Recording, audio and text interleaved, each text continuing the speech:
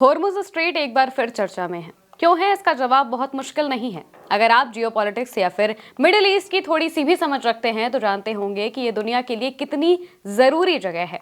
हाल ही में जब Iran Israel के बीच जंग हुई तो ईरान ने अमेरिका के हमलों के बाद अपनी संसद में होर्मुज स्ट्रेट बंद करने का प्रस्ताव पास किया था, लेकिन इसके बाद स्ट्रेट को लेकर कोई खबर सामने नहीं आई। अब सवाल है कि ईरान ने इसे लागू क्यों नहीं किया। इसी का जवाब जानेंगे इस वीडियो में। दरअसल जून 2025 में ईरान के 3 परमाणु ठिकानों पर अमेरिकी हमले के फौरन बाद ईरान के विदेश मंत्री अब्बास अरागची ने एक प्रेस कॉन्फ्रेंस की थी। जब एक पत्रकार ने उनसे पूछा कि क्या ईरान होर्मुज स्ट्रेट को बंद करने के बारे में भी सोच रहा है, इस पर उन्होंने कहा, देश के सामने सभी विकल्प खुले हैं, लेकिन ये फैसला देश की सुप्रीम नेशनल काउंसिल द्वारा देश के सर्वोच्च नेता अयतुल्ला अली खामनेई से मंजूरी मिलने के बाद ही किया जाएगा। होर्मुज स्ट्रेट दुनिया का एक सबसे जरूरी जलमार्ग है। मिडिल ईस्ट में मौजूद ये जलमार्ग ईरान और सऊदी अरब के बीच फारस की खाड़ी में है। यह अरब सागर से होता हुआ हिंद महासागर और बाकी दुनिया से जुड़ता है। दुनिया का लगभग 20% तेल व्यापार होर्मुज स्ट्रेट से ही होता है। यहाँ से हर दिन 2 करोड़ बैरल तेल गुजरता है। जहाँ पर यह सबसे सकरा है वहाँ इसकी चौड़ाई मात्र 30 मील है। यहाँ तेल वाहक जहाजों के लिए लेन निर्धारित है। भारी ट्रैफिक के समय यहाँ से गुजरना आसान नहीं होता। ये किसी सकरे पहाड़ी रास्ते के जैसा है। यहाँ जहाजों से खाड़ी के देशों में तेल और एलएनजी लिक्विफाइड नेचुरल गैस की सप्लाई भी होती है। गैस की सप्लाई इस रास्ते से दुनिया भर में होती है। खाड़ी क्षेत्र के देश खाद्य सामग्री और दूसरे सामान के लिए इस जलमार्ग पर निर्भर होते हैं। हालांकि इसका सबसे ज्यादा महत्व तेल और गैस सप्लाई के लिए होता है। तेल वाहक जहाजों या फिर टैंकरों के लिए ये चुनौतीपूर्ण रास्ता है, लेकिन फिलहाल ये एकमात्र ऑप्शन है। पिछले 15 सालों में ये छठी बार है जब तेहरान ने होर्मुज स्ट्रेट को घेर लेने की धमकी दी है।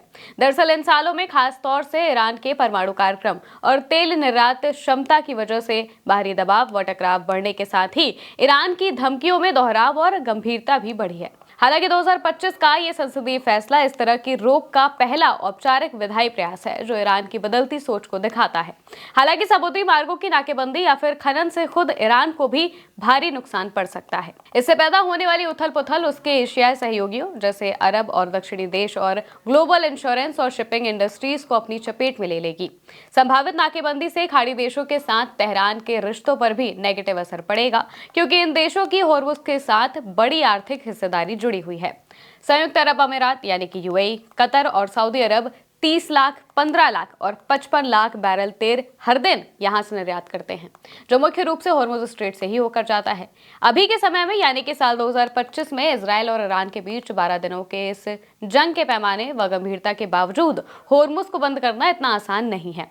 ऊर्जा सुरक्षा को बाधित करने या फिर समुद्री नाकेबंदी करने जैसे उपायों से तेहरान के लिए उन देशों के साथ कूटनीतिक स्थिरता बनाए रखना मुश्किल होगा जिनके साथ उसके कामकाजी संबंध है, खासतौर से ग्लोबल साउथ के साथ। इससे दुनिया भर में तेल की कीमतें बढ़ने का भी खतरा है। साफ है कि वैश्विक चेक पॉइंट पर कोई देश अकेले फैसला नहीं ले सकता। अगर आज होर्मुज को बंद किया जाता है तो इसका असर वैश्विक व्यापार पर भी दिखेगा, क्योंकि इसी तरह की भू राजनीतिक व भू आर्थिक मुश्किलों वाले मलक्का स्ट्रेट, स्वेज नहर और दूसरे जलमार्गों पर भी इसका असर पड़ेगा। ऐसे वक्त में जब यूरोप, मिडिल ईस्ट और हिंद प्रशांत क्षेत्रों में साझा हितों को लगातार आगे बढ़ाने पर जोर दिया जा रहा है, तो ऐसे में ये सब कुछ भी होना उसके लिए खतरा माना जाएगा। व्यापार की सुरक्षा और खासकर ऊर्जा सुरक्षा को लेकर अलग अलग सोच नहीं टिकती है। ऊर्जा आज भी भू राजनीति और भू आर्थिक दोनों का बुनियादी स्तंभ है जो हर किसी को प्रभावित करता है, फिर चाहे वो कोई बड़ी ताकत हो या फिर छोटे देश। लेकिन इजराइल और अमेरिका को सबक सिखाने के लिए ईरान को होर्मुज स्ट्रेट बंद करने की कोई खास जरूरत नहीं है, क्योंकि ईरान ने वैसे ही इन दोनों देशों में खलबली मचा रखी है। आईएईए को अपने देश में बैन कर दिया है और कथित तौर पर अपना न्यूक्लियर प्रोग्राम भी कुछ महीनों में शुरू कर सकता है। और इससे अमेरिका की मुश्किलें ऑलरेडी बढ़ी हुई है। अमेरिका इसको लेकर पहले से ही काफी परेशान है और वो चाहता है कि ईरान उसके साथ बातचीत करे, लेकिन ईरान ने साफ कह दिया है कि जब तक आप हमारा भरोसा नहीं जीतेंगे तब तक हम आपके साथ कोई बातचीत नहीं करेंगे।